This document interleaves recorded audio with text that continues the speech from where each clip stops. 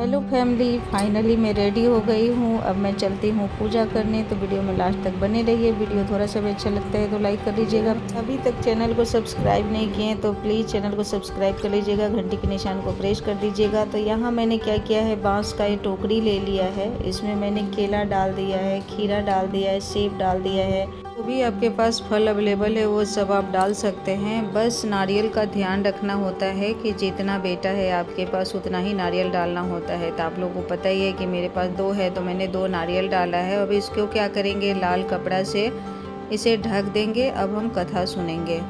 जोत, धूप बत्ती, फूल सारा कुछ लेकर के हमें कथा सुनना होता है। आजकल तो लोग फ़ोन में सुन लेते हैं या तो बुक होता है उससे सुन लेते हैं। पहले तो जो दादी नानी होती थी गांव में, बड़े बुजुर्ग, वही 10-15 लेडीज इकट्ठे हो जाती थी, वही सुना देती थी। बट यहाँ कहाँ से आए, अब तो गांव में भी लोग मोबाइल से ही सुन लेते हैं। फ़ोन से ही मैं 2-3 कथा सुन ली हूँ। और फिर उसके बाद क्या करेंगे, कथा सुनने के बाद जो ये है, जो हमने डाली भरा हुआ है, डाली भरना बोलते हैं, उसे हम मंदिर में डाल देंगे। फिर कल शाम को जब हम व्रत खोलने का टाइम होगा, पूजा करेंगे, उस समय इसको उसरख करके फिर सबको देंगे। नारियल जो हम चढ़ाए हैं वो किसी और को नहीं खाना है, ये सिर्फ आदि गोलू को ही खाना है और किसी को नहीं देना है। बाकी फ्रूट है तो आप खा सकते हैं, तो प्रसाद हो गया ना। नारियल सिर्फ बेटा के लिए ही चढ़ाया जाता है। तो जैसे मुझे आता है वैसे मैं आप लोगों तक शेयर करती हूँ। हेलो फैमिली, कैसे आप लोग? उम्मीद करते हैं बहुत अच्छे होंगे। हम भी ठीक है। सुधा की सिंपल लाइफ में एक बार फिर से आप सबका बहुत बहुत स्वागत है। बड़े को प्रणाम, छोटी को ढेर सारा प्यार, हमेशा की तरह। और अभी मेरा पूजा वूजा वगैरह हो गया है सब कुछ। और इस पूजा में ऐसा होता है ना कि आपको ना धूप बत्ती जलाना होता है, ना अगरबत्ती जलाना होता है, ना माचिस जलाना होता है। फैन ऑन कर लेती हूँ, बहुत ज़्यादा गर्मी लग रही है तो मैं वहीं पे बैठती हूँ तो वो वाला फ़ैन ऑन कर लेती हूँ। फिर मैं आप लोगों से बातें करती हूँ।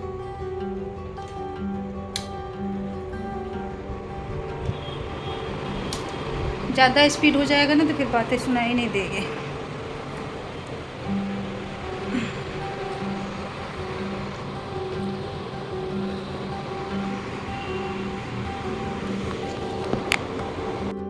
हाँ, तो मैं क्या कह रही थी कि इस व्रत में कुछ भी काटना पीटना नहीं होता है। जैसे हम धूप बत्ती भी नहीं जला सकते हैं, माचिस भी नहीं जला सकते हैं, कुछ भी नहीं कर सकते हैं। लाइट क्यों अप डाउन हो रहा है? कुछ भी करना नहीं होता। तो आधी स्कूल से आया है, सो गया है, उसको मैं जगाई हूँ। फिर बोली हूँ बेटा थोड़ा सा धूप बत्ती वगैरह जला दो, जोत वगैरह जला दो, तो उसी ने जला दिया है, फिर सो गया है।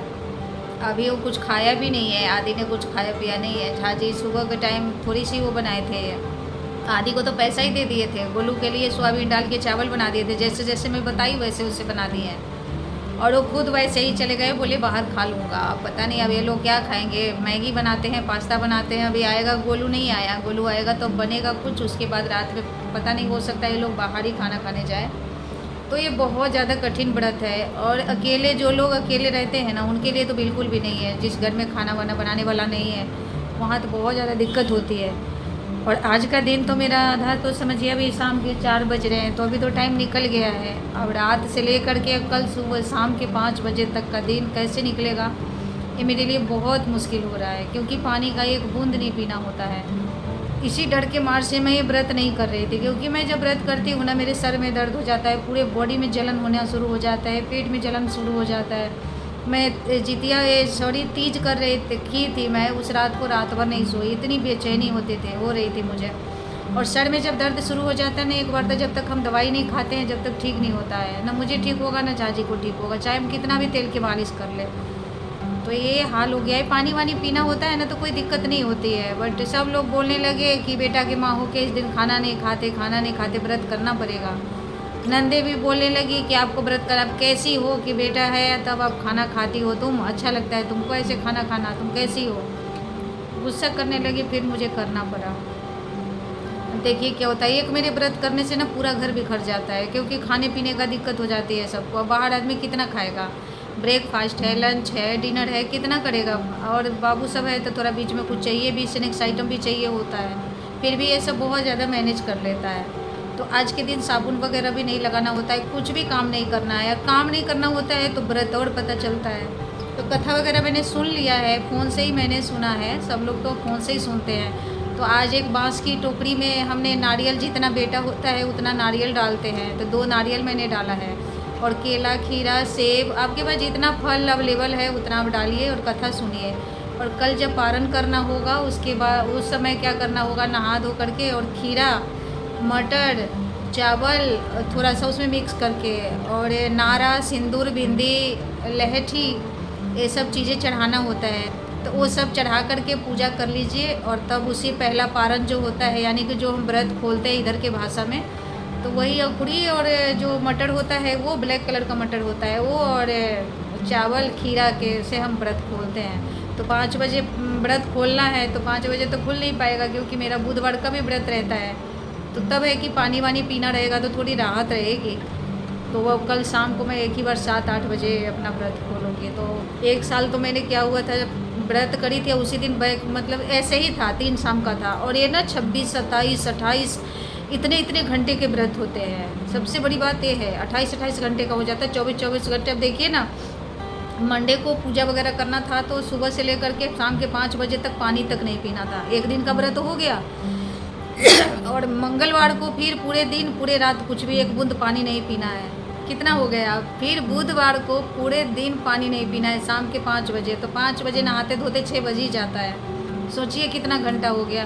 तो इसलिए बहुत ज़्यादा दिक्कत होती है, बहुत मुश्किल होती है। तो मुझे तो फीवर हो गया, फीवर हुआ 1 सप्ताह लग गया था, फीवर ठीक नहीं हुआ। फिर मैं हॉस्पिटल गई, वहाँ मुझे ग्लूकोज वगैरह चढ़ा, तब जा कर के मैं ठीक हुई। तो बाबू से बहुत ज़्यादा चिल्लाता है, ऐसे कर लेती हो, होता है नहीं, क्यों करती हो व्रत। झाजी भी चिल्लाते हैं कि वो ज़्यादा नहीं बोलते हैं कि ये गुस्सा हो जाएगी इसलिए ज़्यादा नहीं बोलते हैं। कहते हैं जो अच्छा लगता है करो, तुमको कौन समझाएगा, सुनती हो।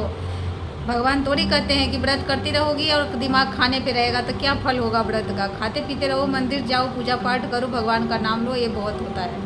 और नवरात्रे हम करते हैं यही बहुत है, क्योंकि उसमें फल फ्रूट खाना होता है। तो ऐसे होता है। बिहार का 3-4 व्रत है ना जो बहुत कठिन है, जैसे तीज हो गया, ये जितिया हो गया, छठ पूजा हो गया, ये सब व्रत है ना कुछ जिसमें निराजल आपको पानी तक नहीं पीना होता है। तो इसमें बहुत ज़्यादा पता चलता है। तो मैं ज़्यादा नहीं बोलूँगी, मेरा गला में दर्द हो रहा है।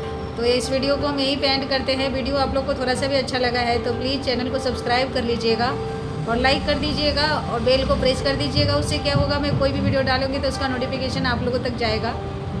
और कल के वीडियो में आप लोगों ने इतना अच्छा कमेंट किया, मुझे बहुत अच्छा लगा है। क्या करें, हमने अब जो हम मनुष्य के रूप में जन्म लिए हैं तो सब कुछ करना पड़ता है। नहीं तुम सासू माँ को नहीं देखे, अच्छा नहीं लगता। मेरे बेटा ने कभी दादी बाबा को नहीं देखे, कभी उनको दादी बाबा का प्यार भी नहीं मिला है, कुछ भी नहीं। जो है हम दोनों ही हैं उनके लिए। जो भी है हम अपने लाइफ से बहुत संतुष्ट हैं।